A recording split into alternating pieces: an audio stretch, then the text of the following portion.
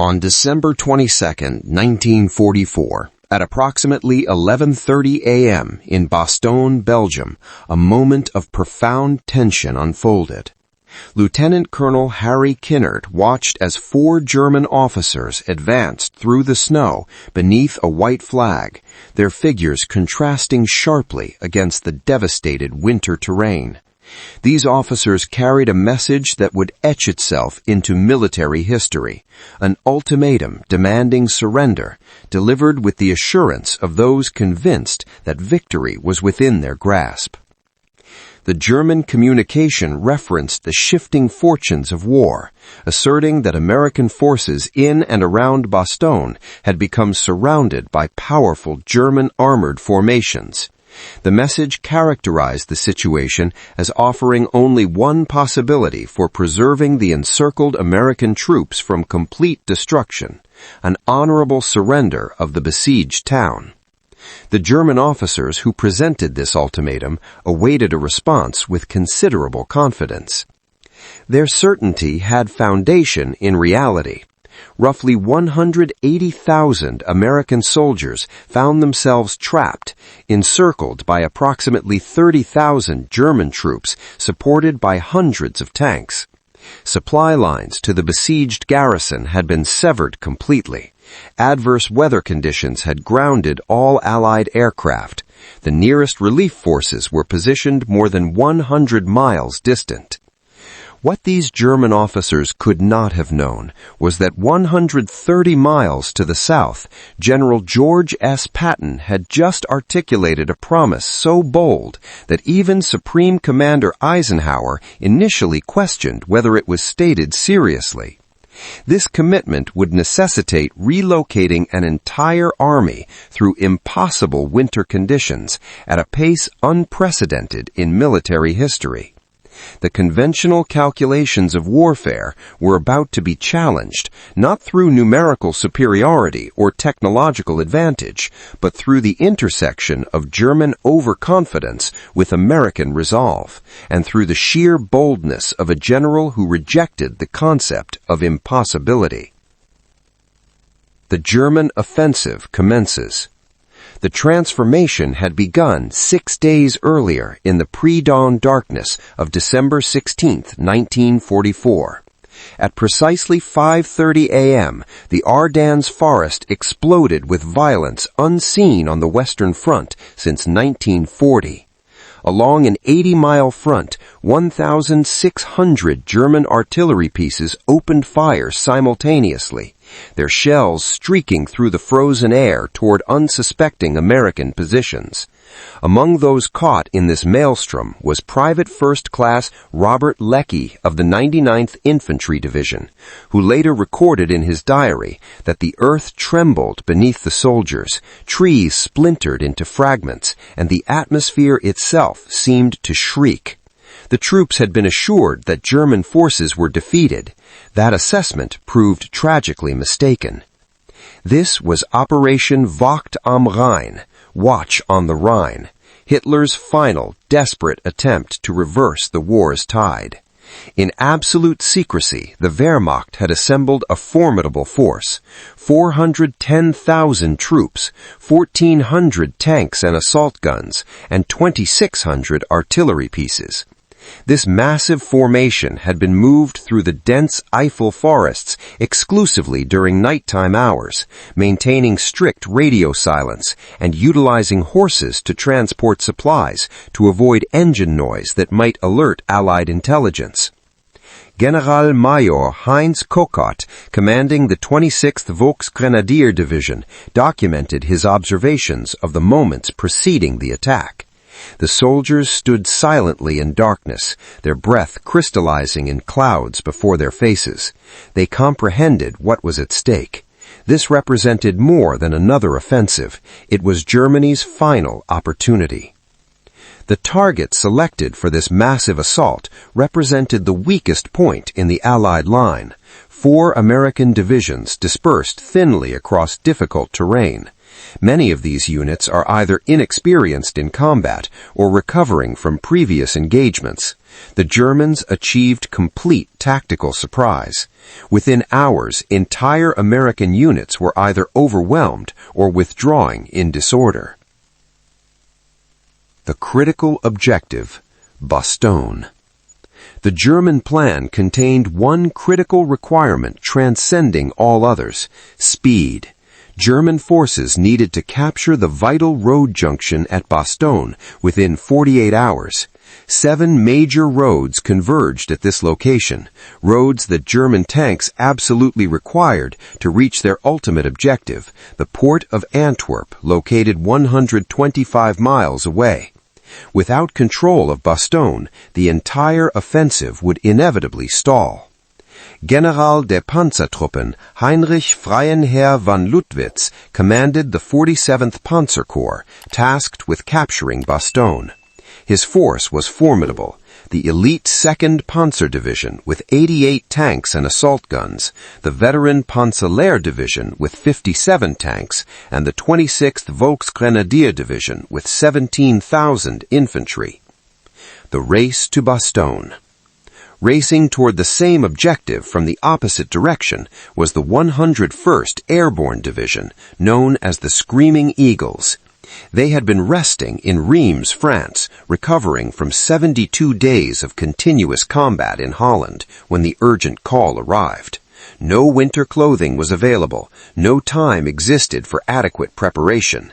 The orders were simple and direct: secure weapons and board the trucks immediately. December 19th, 9 p.m. The temperature had dropped to 14 degrees Fahrenheit as the first trucks carrying the 101st rolled through darkness toward Bastogne. Private Donald Burgett of the 506th Paratrooper Infantry Regiment recalled the journey with vivid clarity. The convoy stretched for miles, 380 trucks carrying the division through the night. The soldiers possessed virtually no understanding of the situation they were approaching. Maps were scarce. Intelligence was contradictory. All they knew with certainty was that they had to reach Bastogne before the Germans arrived. The 101st Airborne Division had an effective strength of 855 officers and 11,035 enlisted men, totaling 11,840 personnel. Leading elements of the 501st Parachute Infantry Regiment reached Bastogne on December 18th at 11:30 p.m. They had beaten the main German force by mere hours, a margin that would prove decisive. Initial engagements.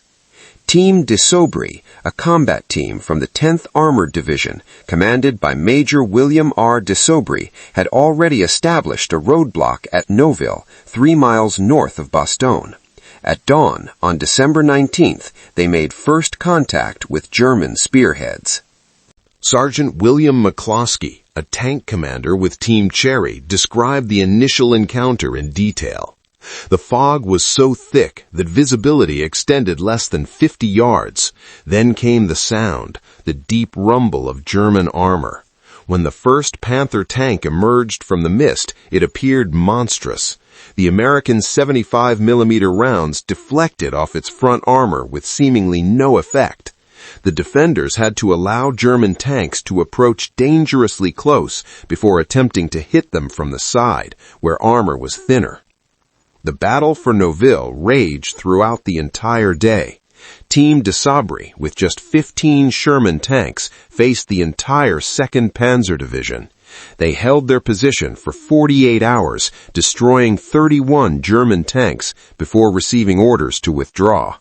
Major de Sabry was severely wounded when a German shell struck his command post, but his sacrifice had purchased precious time for Bastogne's defense to organize.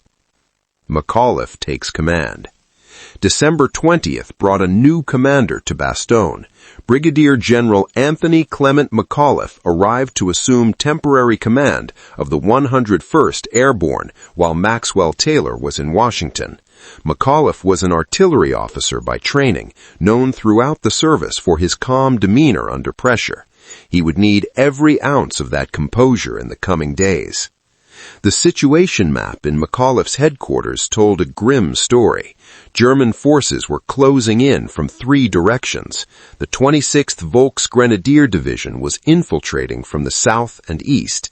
Panzer Lehr was pushing from the east. Elements of the 2nd Panzer Division threatened from the north. By noon on December 20th, the last road into Bastogne, the highway to Neuchâtel, was severed. Captain Richard Winters of Easy Company 506th Paratroop Infantry Regiment positioned his men in foxholes along the perimeter. The sound of German tanks moving in the darkness beyond American lines was clearly audible. Men were digging their foxholes deeper, using helmets and bare hands when entrenching tools broke in the frozen ground. The temperature was near zero. The feet of many soldiers were already turning black from frostbite. Inside Bastogne, the civilian population of 3,000 huddled in cellars as German artillery began systematically destroying the town. Renée Lemaire, a 30-year-old Belgian nurse, worked tirelessly in the aid station on Rue de Neuchâtel, caring for both American and German wounded. Tragically, she would not survive the siege. The encirclement tightened. The defenders of Bastogne now numbered approximately 18,000 men, comprising several distinct units. The 101st Airborne Division provided 11,840 personnel. Combat Command B of the 10th Armored Division, under Colonel William Roberts, contributed approximately 40 operational tanks and 2,800 men. The 705th Tank Destroyer Battalion brought their M18 Hellcats. The all-African-American 969th Field Artillery Battalion provided crucial fire support. Various other artillery and support units rounded out the defense. December 21st dawned with visibility less than 100 yards. Thick fog mixed with snow, creating a white shroud that made movement nearly impossible. The U.S. Army Meteorological Report described conditions as extremely adverse for any military operations. For the Germans, this weather represented a significant advantage. It grounded the Allied fighter bombers that had terrorized German columns since D-Day. Oberleutnant von Lau, commanding elements of the 2nd Panzer Division, noted that the weather served as an ally. Without Allied aircraft, the Americans were reduced to ground forces like the Germans, and Germany possessed more tanks. However, the weather presented challenges for both sides. German tanks struggled through the mud created by alternating freeze and thaw cycles. Fuel consumption doubled as vehicles fought through the mire. Supply trucks jackknifed on icy roads. Wounded men froze to death before medical aid could reach them. Deteriorating conditions inside Bastogne's perimeter. Ammunition was running dangerously low. Artillery was rationed to 10 rounds per gun per day. Medical supplies were virtually exhausted after the capture of the medical company on December 19th. Morphine had to be reserved exclusively for the most severe casualties. Food supplies dwindled to 1 meal per day. Private First Class James Sims of the 101st Airborne later recalled that soldiers were eating snow for water. Men in foxholes suffered feet frozen to their boots. When medics finally cut the boots off, toes came with them. Some men had progressed beyond feeling anything. Eisenhower's emergency conference. 130 miles south of Bastogne, in Verdun, a very different scene was unfolding on December 19th. In a cold, damp French barracks heated by a single pot-bellied stove, Supreme Commander Dwight Eisenhower had called an emergency conference of his senior commanders. The room was filled with the top brass of the Allied forces, Field Marshal Bernard Montgomery, Lieutenant General Omar Bradley, and Lieutenant General George Patton. Major General Kenneth Strong, Eisenhower's intelligence chief, had just finished briefing them on the German breakthrough. The silence that followed was oppressive. Eisenhower broke it with words that would define the American response, stating that the present situation should be regarded as one of opportunity rather than disaster. He insisted that only cheerful faces will be present at this conference table. Patton immediately responded with enthusiasm, suggesting that Allied forces should allow the German advance to extend as far as Paris, then cut them off and destroy them completely. Eisenhower turned serious and addressed Patton directly, stating that he needed Patton to attack northward. He inquired how quickly Patton could disengage from his current offensive and pivot towards Bastogne. What Patton said next stunned every officer in the room. He stated that he could attack with 3 divisions in 48 hours. The room erupted in disbelief. Air Chief Marshal Tedder actually laughed. Moving an entire corps 90 degrees in winter conditions across 100 miles of icy roads in 48 hours was considered impossible by conventional military thinking. Eisenhower's face flushed as he cautioned Patton not to be fatuous, warning that attempting to move that early without having all 3 divisions ready would result in piecemeal commitment and destruction. But Patton was not boasting or exaggerating. For 3 days, his brilliant operations officer, Colonel Oscar Koch, had been warning him about the German buildup in the Ardennes. Patton had already prepared 3 different operational plans for exactly this contingency. He had pre-positioned fuel dumps, ammunition supplies, and medical units along potential routes north. Patton replied calmly that he was not being fatuous, explaining that he had already issued preliminary orders and his staff was working on 3 possible axes of advance. All he required was Eisenhower's authorization. He pulled out a map and showed Eisenhower the routes he intended to use.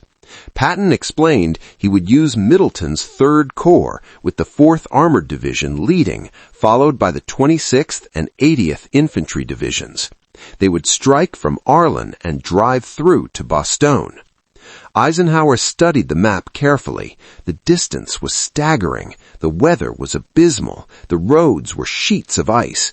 But Bastogne had to be relieved. He asked when Patton could start. Patton responded that operations would commence on the morning of December 22nd. Eisenhower gave his authorization, setting the relief operation in motion. The Third Army pivots. As Patton left the meeting, he called his headquarters with a prearranged code word, "play ball." Those 2 words set in motion one of the most remarkable operational maneuvers in military history. Within hours, 133,000 vehicles began moving north. The entire Third Army, 250,000 men, had to be reoriented. Supply dumps that had been positioned for an offensive into Germany had to be relocated. 20,000 miles of telephone wire had to be restrung. Artillery positions calculated for one direction had to be completely recalculated for another direction. Lieutenant Colonel Creighton Abrams, commanding the 37th Tank Battalion of the 4th Armored Division, received his orders at 7 p.m. on December 19th. His unit had to move 150 miles in 19 hours through a blizzard. Abrams later recalled that they drove with blackout lights through the night. Tank commanders stood in their turrets, freezing, guiding drivers who could not see the road. Men fell asleep standing and had to be physically shaken awake to prevent accidents. The logistics were staggering. Each Sherman tank consumed 175 gallons of fuel for the journey. The division needed 50,000 gallons just to reach the start line. Fuel trucks drove continuously, with many sliding off icy roads into ditches. When trucks broke down, fuel was transferred by hand using 5-gallon jerry cans. Master Sergeant Frank Caruso of the 4th Armored Maintenance Company worked for 72 straight hours. Maintenance crews changed track blocks on tanks while they were still moving into position. Men's hands froze to the metal, with cases where skin came off when they pulled their hands away. Despite these hardships, nobody stopped working. Everyone understood that paratroopers in Bastogne were counting on them. The siege intensified. Back in Bastogne, the situation had become critical.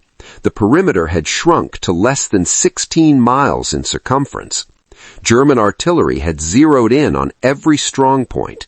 The aid stations were overflowing with wounded casualties. At 11:30 a.m. on December 22nd, 4 German officers approached the American lines under a white flag.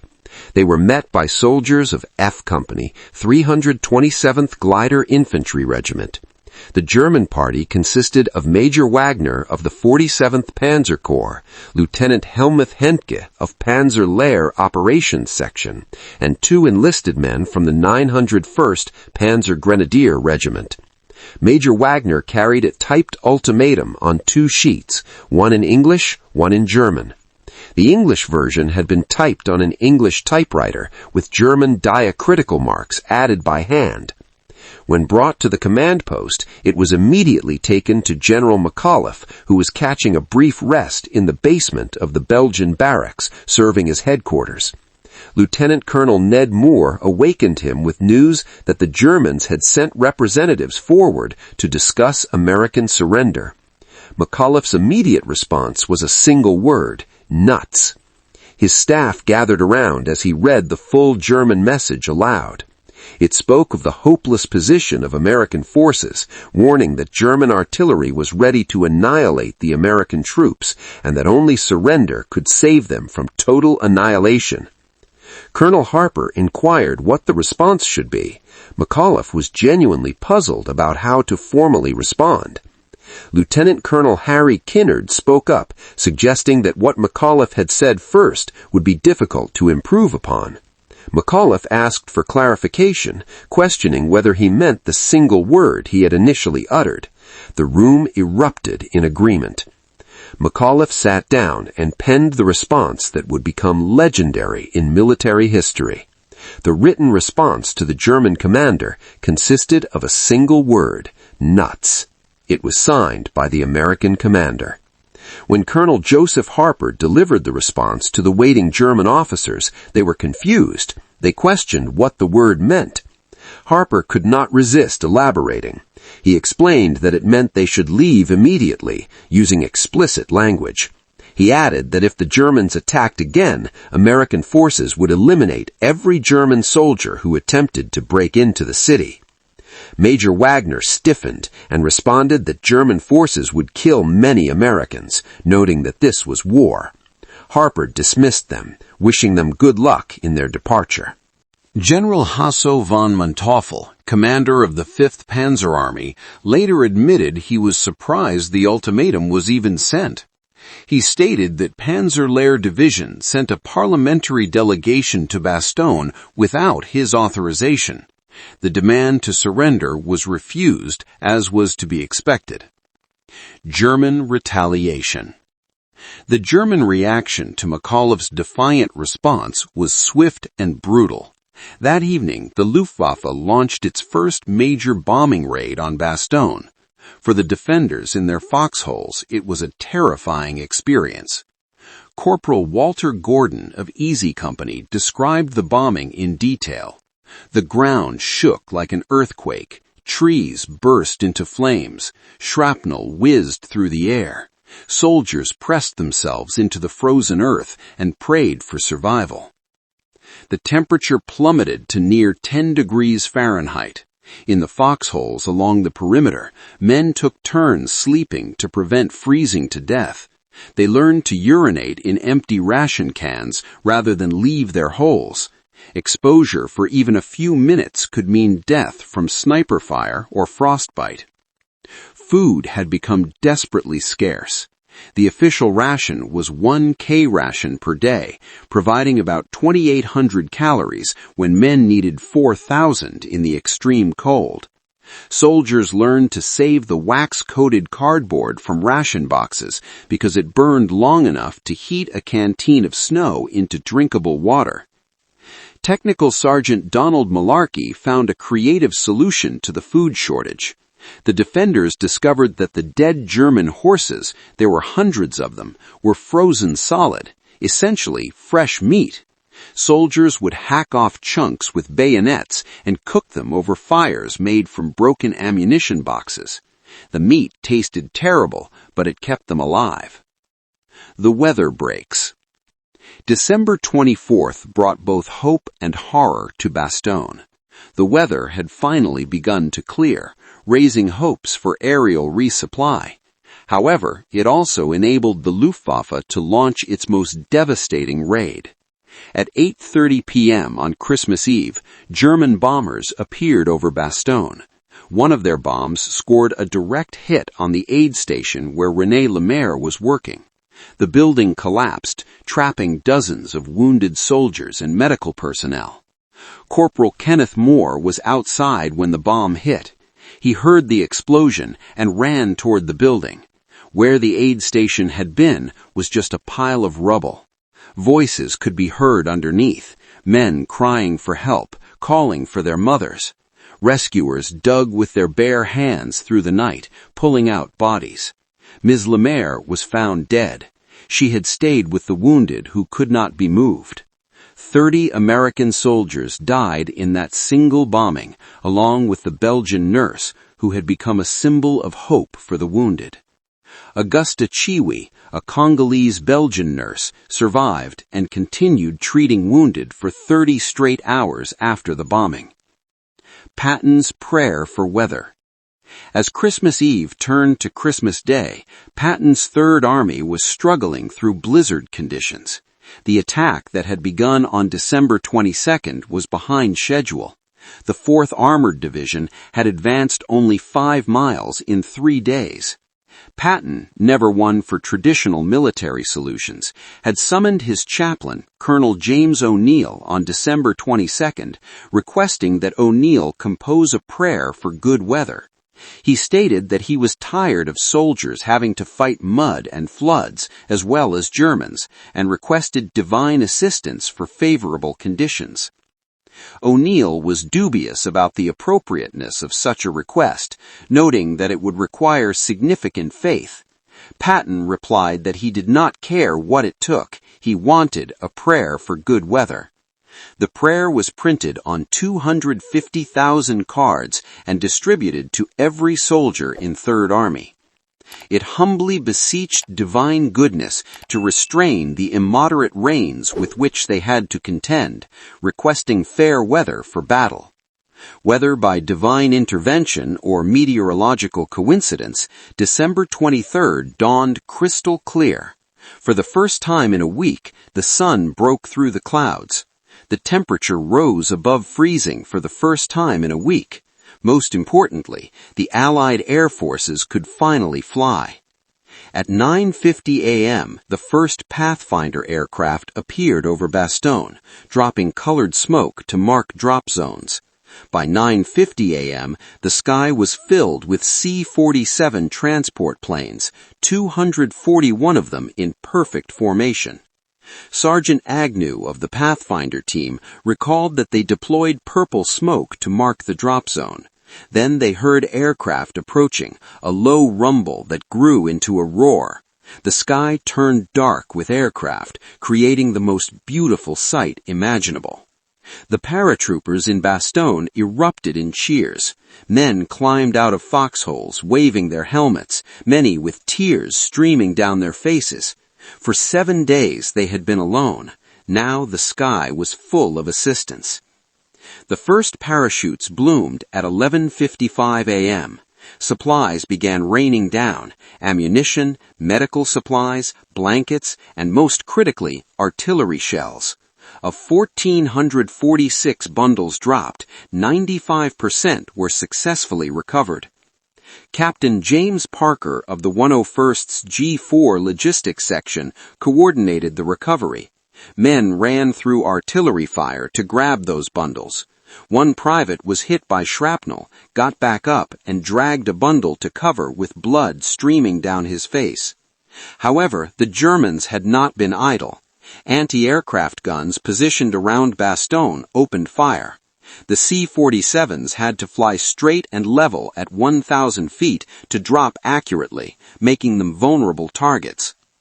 By December 26th, aircraft had delivered 1,020.7 tons by parachute and 92.4 tons by glider. The biggest airlift came on December 26th with 289 planes flying the Bastogne run.